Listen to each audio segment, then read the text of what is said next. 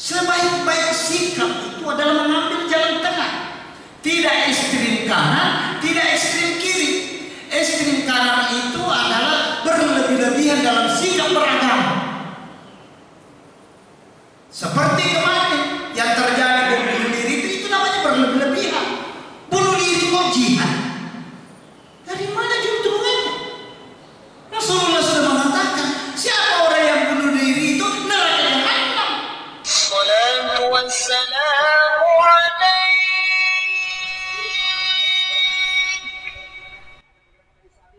Alhamdulillah.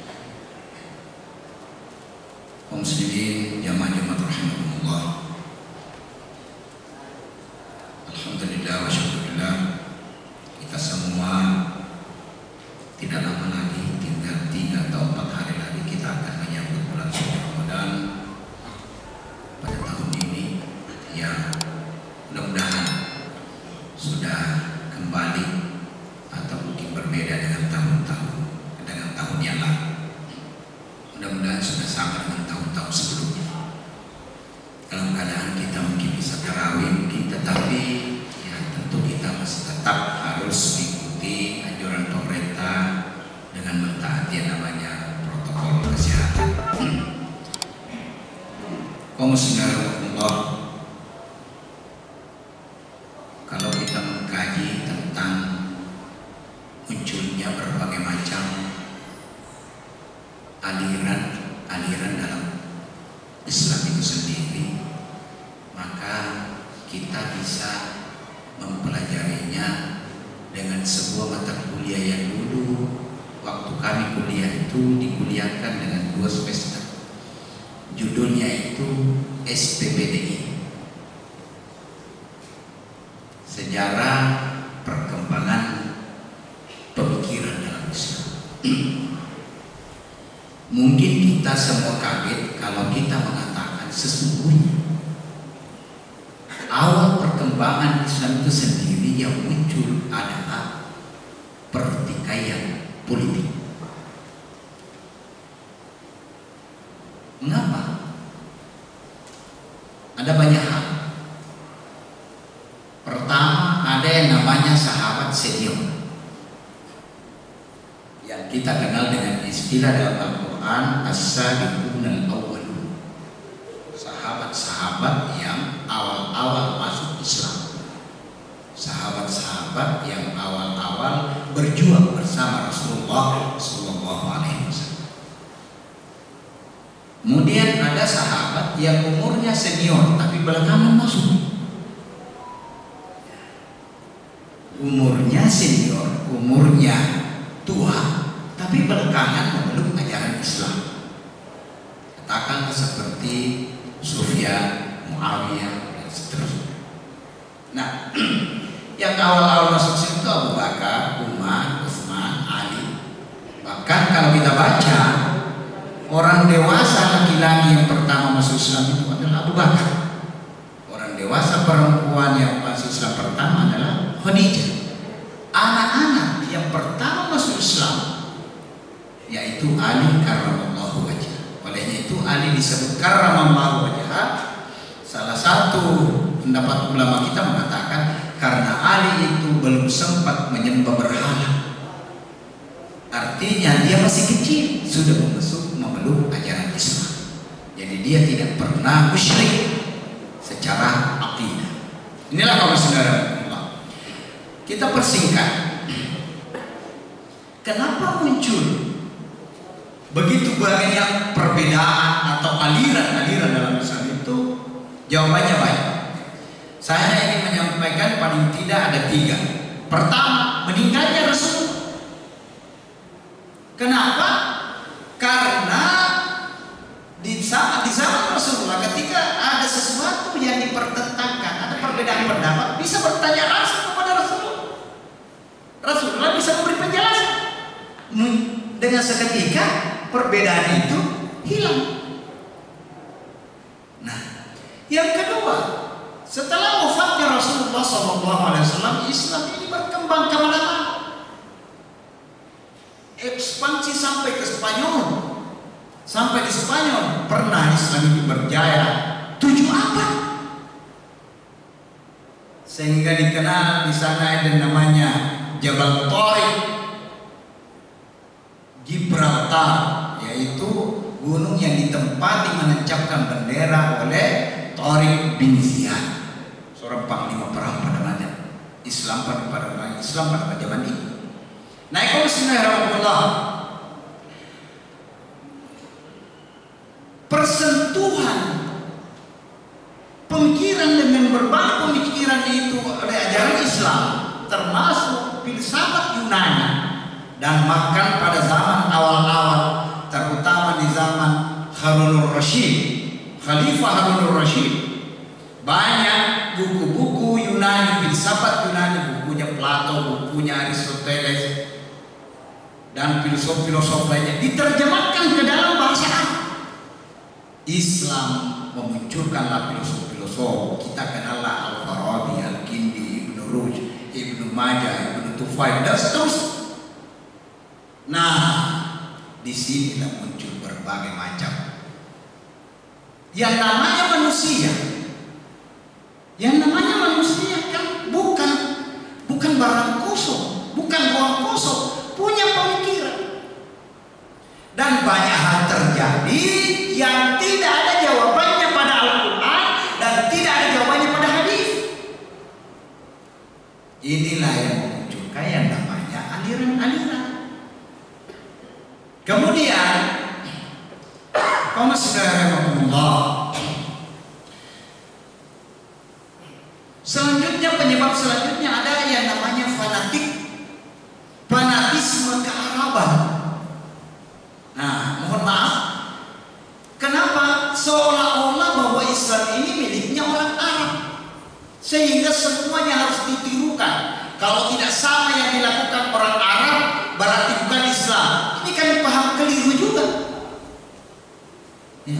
Maka umat Islam di Indonesia yang namanya Islam betulan itu, yang menurut orang yang ekstrim ini, maka Islam betulan itu harus pakai jubah, harus pakai begini, baru Islam betulan. Padahal dia tidak tahu Abu Jahal juga yang menentang Nabi itu sama pakaiannya dengan Nabi, karena dia orang Arab. Nah, inilah kaum sebenarnya. Maka mari kita semua menyadari. Maka dari awal saya sudah menyampaikan hadis Rasulullah SAW, khairul umuri awsatuha. Sebaik-baik sikap itu adalah mengambil jalan tengah. Tidak ekstrim kanan, tidak ekstrim kiri. Ekstrim kanan itu adalah berlebih-lebihan dalam sikap beragama.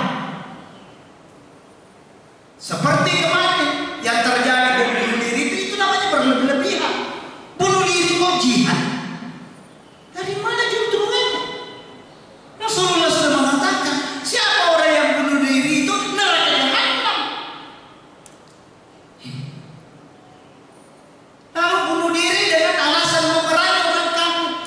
Orang kafir yang bisa diperangi itu adalah orang kafir yang berperang dengan kita. Tapi kalau dia lagi ibadah, apanya yang berperang? Maka Rasulullah membagi dua yang namanya orang kafir. Orang kafir itu ada yang namanya kafir zimmi, ada kafir harbi. Kafir zimmi adalah kafir yang berdarah dengan kita, seperti teman-teman kita yang ada di Indonesia ini kan tidak mengganggu kita. Yang boleh diperangi itu adalah kafir harbi, yang mengusir kita, yang memusuhi kita, yang melarang kita sholat, yang tidak membolehkan kita mendirikan masjid. Itu yang harus diperang. Tapi kalau aman-aman saja apanya? Makanya Rasulullah SAW di awal dia memimpin Madinah, ya, yang waktu itu namanya Yasrib, dia bikin perjanjian, sehingga ada yang namanya perjanjian Hudaybiyah. Dalam perjanjian itu semua Rasulullah mengatakan semua umat silakan beribadah dan sesuai dengan keyakinan dan agama, tapi tidak boleh ada yang mengganggu. Inilah kaum muslimin rahmatullah yang tidak dipahami teman-teman kita, yang kadang-kadang, inilah saya katakan, sikap beragama ini ada tiga macam. Ada orang yang ilmunya sedikit tentang agama, dia beribadah apa adanya, tapi tidak menggebu-gebu. Ini yang kedua yang bahaya. Sikap beragama yang luar biasa, pokoknya ini, tapi agamanya hanya di lehernya kaum muslimin. Sama semua yang lain, tampilannya seperti kayak dia yang paling Islam, padahal baru 1 minggu ngaji. Pesantrennya pun pesantren kilat, bukan pesantren mondok bertahun-tahun. Apa yang terjadi kaum muslimin? Sikap beragama yang ini namanya gulu atau bukhot. Gulu itu berlebih-lebihan. Mari kita jihad, aku bunuh diri. Inilah kaum muslimin. Kemudian ada orang yang pengetahuan agamanya banyak tapi tidak beragama. Contoh orientalis. Banyak tuh Pak. Profesor Kamarudin Amin yang kita kenal hari ini sebagai dirjen di Masjid Islam, itu doktor di bidang hadis, tapi di mana kuliah? Di Arab? Tidak. Di mana? Doktor di bidang hadis, tapi kuliahnya di Jerman. Coba, apa artinya? Gurunya itu orientalis Pak. Ada gurunya hafal Quran, ada gurunya hafal hadis, tahu hadis ini palsu, padahal kafir, bukan Islam. Ilmunya dia tahu tentang Islam, tapi dia tidak beragama. Kemudian ada orang, ya ini yang kita mau. Mudah-mudahan kita semua seperti ini, bahwa kita paham agama dan kita beragama. Jangan seperti pertama tadi, tidak paham agama tapi menggebu-gebu tentang agama. Mari kita ini, mari kita kembali kepada Al-Quran, mari kita kembali kepada Sunnah. Pertanyaannya, apa yang kau tahu tentang Al-Quran? Ini kalau ditanya, sudah berapa ayat kau hafal? Sudah berapa hadis yang kau hafal? Saya juga belum tahu. Apa artinya itu muhkam? Saya tidak tahu. Apa itu mubaham? Saya juga tidak tahu. Ini yang sering dikader orang yang kosong pengetahuan agamanya, tapi semangat agamanya luar biasa. Inilah kaum muslimin yang sering mengkafir-kafirkan orang. Olehnya itu orang berilmu itu tahu apa yang dia omong, tahu apa yang dia ucapkan. Tetapi orang yang tidak berilmu itu dia ucapkan semua apa yang dia tahu. Indonesia ni cedek apa mana? Inilah kaum muslimin orang Bugis dengan kapau-pau. Inilah kaum muslimin. Ini hari ini. Mudah-mudahan kita terima. Orang Kementerian Agama harus paham agama dan beragama.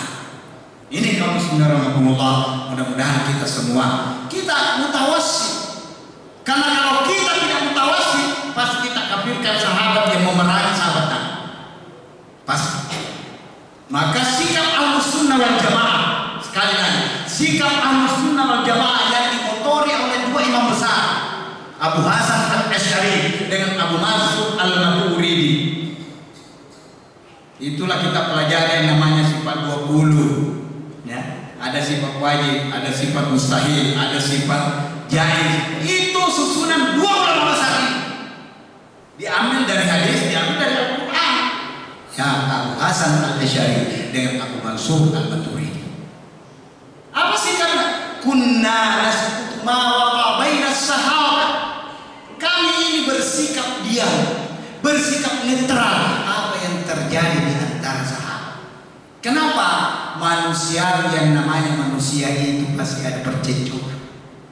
Sama imannya, sama nabinya, sama Al-Qur'annya, tapi kenapa cekcok? Jawabannya karena perebutan kekuasaan. Sama sekali. Siapa yang tidak bilang? Siapa yang bilang bahwa yang kalah pilkada itu orang tidak beriman? Sama. Beginilah muslimah kelak. Maka kita sebagai orang suci, sebagai umat yang ada pada zaman ini, mari kita bersikap netral, bersikap mengambil jalan tengah, bahwa sahabat-sahabat itu juga manusia biasa, bukan nabi, bukan rasul, sehingga boleh jadi dia salah dalam tindakannya. Kita tahu 4 yang kita kenal yang namanya Khulafaur Rasyidin, hanya 1 yang meninggal di tempat tidur, hanya Abu Bakar radhiyallahu anhu. Umar dibunuh, Utsman dibunuh, Ali bin Abi Thalib dibunuh. Siapa yang bunuh? Umat Islam juga. Jawabannya kenapa bisa terjadi seperti itu? Perebutan kekuasaan. Dalam alias kalau kita hari ini katakan pertikaian politik. Mudah-mudahan kaum saudara Allah, kita semua pada hari ini pertikaian politik semakin sehat, tidak ada bunuh-bunuhan.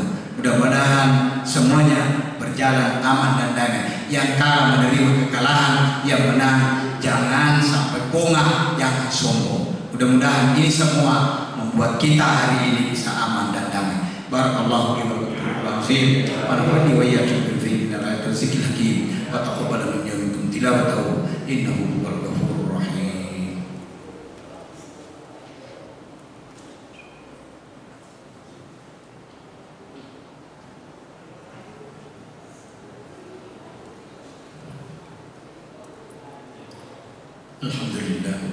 Alhamdulillahil qahhar alladzi jabbar.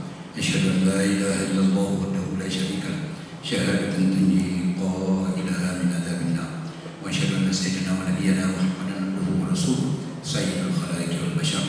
Allahumma shalli wa sallim ala sayyidina Muhammadin wa ala alihi wa ashabihi wa man tabi'ahum bi ihsan ila yaumiddin. Amma ba'd, fa ya ibadallah, usikum wa nafsi bi taqwallah wa fadhal taqun. Qala Allah Subhanahu wa ta'ala fi kitabil karim, a'udzu billahi minasy syaithanir rajim. Innallaha wa malaikatahu yusholluna 'alan nabi ya ayyuhalladzina amanu shallu 'alaihi wa sallimu taslima.